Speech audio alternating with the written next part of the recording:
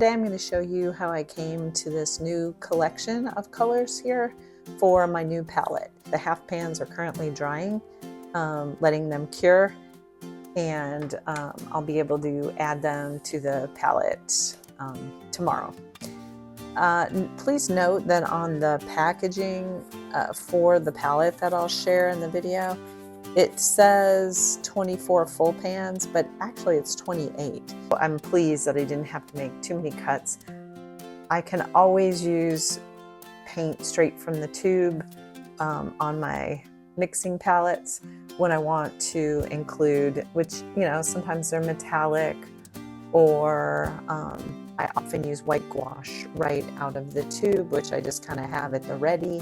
But I didn't want to put that in the tray to dry because I like being able to go in really opaque so that I can, you know, add a highlight to a bird's eye or something. So I hope that you enjoy this video. Thanks for joining me again. What led me to this change in palettes? I'm a huge fan of these little Meeden palettes where I can take my color families and put them in here and just reach for what I need. But what's happening is we have a new puppy. She's in my studio with me most of the day.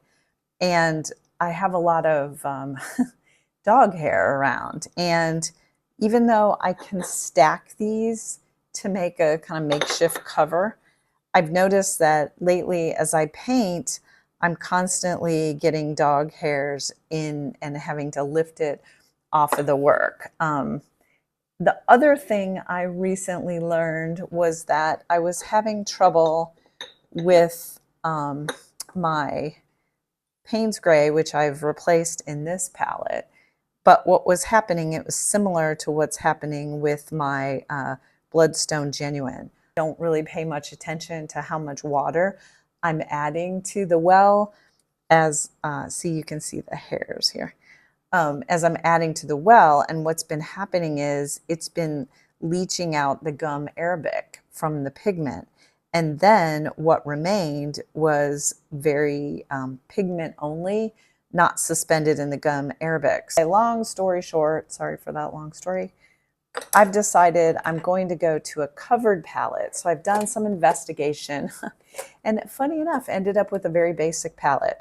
But I just picked this up from Amazon. I'll put the link below. And it's what you've seen all over. You've got the mixing wells over here. And then you've got, I went with full pans since I like to use larger brushes. Next step, I started to paint out my palette. And you can see here from my little swatches down here. This is where I landed. I feel pretty good about it. I have a nice mix of cools and warms, so I can get an even broader range if I need to.